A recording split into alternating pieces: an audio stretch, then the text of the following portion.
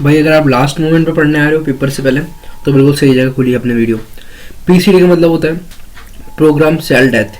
अभी आपके एमएससी और बीएससी का टॉपिक है, फालतू की बातें नहीं करेंगे, केवल टॉपिक को आउट से पढ़ेंगे, नंबर लिख रहेंगे। पीसीडी का मतलब होता है प्रोग्राम सेल डेथ। आई प्रोग्राम सेल डेथ क्या है फटाफट से देख लेते हैं। प्रोग्राम सेल डेथ का मतलब आप डेफिनेशन लिख कर आएंगे, तो डेफिनेशन समझा देता हूँ कि जब अनवांटेड और डैमेज सेल जो होती है ना प्लांट के अंदर, उस सेल को रिमूव करने का काम हो रहा है, रिमूव कर रहे हैं, तो उस प्रोसेस को बोलते हैं प्रोग्राम सेल डेथ। ये प्रोग्राम सेल डेथ एक एनर्जेटिक प्रोसेस है, ठीक है, और ये जेनेटिकली रेगुलेटेड प्रोसेस है ना।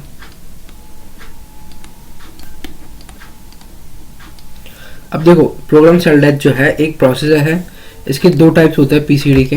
कुछ ही नहीं, पेपर में आपको क्या लिखना है वो बता रहा हूँ पूरा। एपोलाइटिक ध्यान रखना, एक होता है नॉन एपोलाइटिक। अभी नाम के साथ रहेगा वो भी बता देता हूँ। लाइटिक का मतलब होता है, आपने कभी ध्यान दिया हो तो कि अपन वो लाइसिस पढ़ते थे, है ना, बैक्टीरिया में लाइसिस वगैरह ना, कि सेल को काटना टूटना, है ना, तो उसी के लाइटिक की बेसिस पे वहाँ से नाम आया है। एपोलाइटिक नॉन एपोलाइटिक।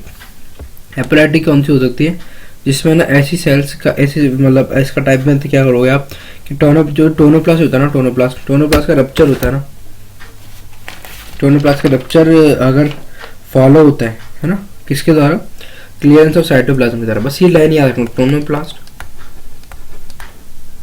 बस आपको ये लिख कर आना है, टीचर सोचेगा आपको पता है। Rupture, tonoplast rupture is followed by clearance, अरे यार इसको लिखो सही से लिखो ना, वरना तुम बोलोगे कि भाई आपने ऐसा गलत लिख दिया। By clearance of cytoplasm. बस आपको यहाँ पर करना क्या, इज नॉट फॉलोड बाय।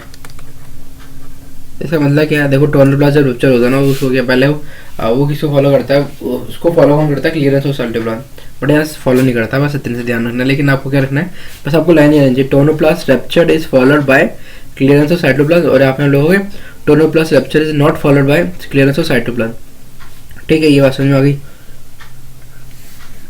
अब इसमें क्या होता है, डेवलपमेंट पीसीडी इसमें होती है, इसके टाइप के तो डेवलपमेंट पीसीडी होती है, और इसके टाइप में आप देखोगे नॉन एपोप्लास्टिक में तो आपके एक होती है, इसको बोलते हैं हम hyper sensitive receptor, sorry hyper sensitive response, है ना, रिस्पॉन्स होता है यहाँ पे, रिसेप्टर नहीं आया, रिस्पॉन्स ये होता है। लास्ट टाइम पे देखो अभी खुद कंफ्यूज हो जाता हूँ, और पर कंफ्यूज होना नहीं है, हाइपर सेंसिटिव इसको बोलते हैं।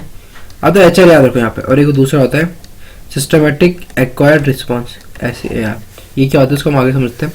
तो देखो पहले आप क्या करोगे, आपने इसको डिवाइड कर दिया कि आप बोलोगे, आप पेपर में जाके बोलोगे डेफिनेशन देकर आओगे, डेफिनेशन दी, डिफाइन करने के बाद क्या करोगे, आपको क्या करना है, आपको बताना है इसके दो टाइप होते हैं, एपोप्लास्ट और दूसरा होता है आपका क्या बोलते हैं, नॉन एपोप्लास्ट।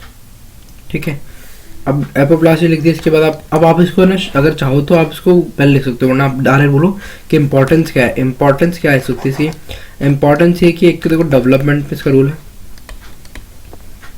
एक डिफेंस में इसका रोल है, कि भाई प्लांट पीसीडी कर क्यों रहा है, प्लांट पीसीडी मतलब कि अनवांटेड सेल को हटा क्यों रहा है, तो अनवांटेड सेल को हटाने के पीछे रीजन यही है कि डेवलपमेंट करना चाहता है। डेवलपमेंट कैसे, कि देखो वो क्या करता है, जैसे कोई सेल डैमेज हो गई, सेल डैमेज होने के बाद क्या करेगा, उसका डेवलपमेंट के अंदर लाइक उसका न्यूट्रिएंट क्या करेगा, दूसरे का ट्रांसफर कर देगा। ठीक है, और जैसे डेवलपमेंट में आपके ऑर्गन फॉर्मेशन में, ऑर्गन बनाने में कर देगा, है ना, ऑर्गन फॉर्मेशन में, वस्कुलर टिश्यू बनाने में कर देगा, और वस्कुलर टिश्यू के अलावा अपना क्या होता है ऑर्गन में, तो देखो आपके क्या बन रहा है, टिश्यू बन रहा है, आपकी ऑर्गन बन रहे, लीफ बन रही है, फ्रूट्स बन रहा है ना, ये एरन कायमा बनता है, एरन कायमा। तो एरन कायमा से नाम से पता चल रहा है एयर वेसल्स, मतलब एयर स्पेस मान सकते हो, एयर स्पेस एंड रूट्स और शूट्स, हाँ इनमें। अब तो रूट्स में क्या काम आएगा, कैसे सेक्शन के काम आता है ए स्पेस, है ना, तो उसकी फॉर्मेशन में हेल्प कर, डेवलपमेंट करने में काम करते हैं।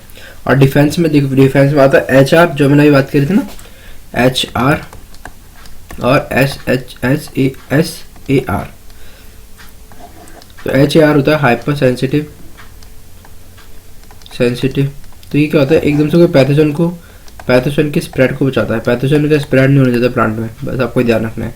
It prevent from pathogen spread, है ना, इन प्लांट। और SAR होता है एक बड़ा, मतलब एक है ना बड़े लेवल का, जैसे मान लीजिए resistant to broad spectrum of plant, है ना, रेजिस्टेंट, इधर नहीं आपको resistant to broad spectrum of plant, of broad spectrum, resistant to broad spectrum of any pathogen, है ना, पैथोजन से बचाना। तो ये अब सर आपने AP प्लस और NA का अब आप समझ में आ जाएगा आपको। तो AP प्लस को मैं AP लिख रहा हूँ और नॉन AP प्लस को ये लिख रहा हूँ। तो मैंने यहाँ पर आपको बताया था ना, डेवलपमेंट, अगर डेवलपमेंट में काम आ रही नहीं PCD डेवलपमेंट में, तो AP के थ्रू होगा। और अगर हाइपर सेंसिटिविटी शो करनी है, रिस्पॉन्स शो करना है, या फिर सिस्टमेटिक एक्वायर्ड रिस्पॉन्स शो करना है, तो वो नॉन AP प्लस के थ्रू होगा। ठीक है, ये बात हमको लिखनी है। अब आपको कुछ ही मत लिखना है, ये लिख दिया आपने, आपका पेज भर जाएगा 1 या 1.5।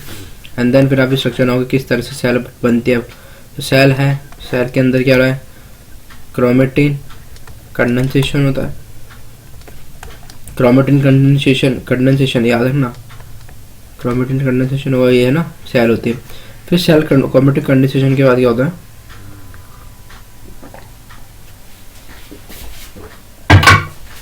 क्रोमेटिन कंडेंसेशन के बाद क्या होगा, सेल जो है श्रिंक हो जाएगी, श्रिंक।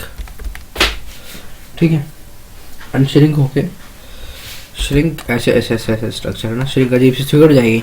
सिकुड़ जाने के बाद इसमें मेम्ब्रेन ब्लीबिंग होती है।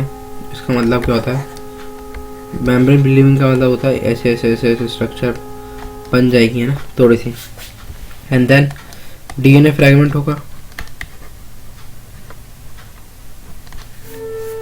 एंड देन फिर बाद में क्या होगा, इसके बाद होगा सेल फ्रैगमेंट होगी। इसके स्टेप का डायग्राम कैसा बनेगा, देखिए स्ट्रक्चर थे तो उसके अंदर ऐसे करके DNA फ्रैगमेंट हो गया। एंड देन लास्ट में सेल के भी टुकड़े हो गए और लाइटिक क्या हो जाएगा, एपोलाइटिक हो जाएगा, lysis of apoplastic body, lysis. फिर लास्ट में होगा लाइसिस ऑफ एपोप्लास्ट बॉडी। बस ये PCD के अंदर एक कारण है। और कुछ भी लिखोगे तो देखो दिमाग लगेगा।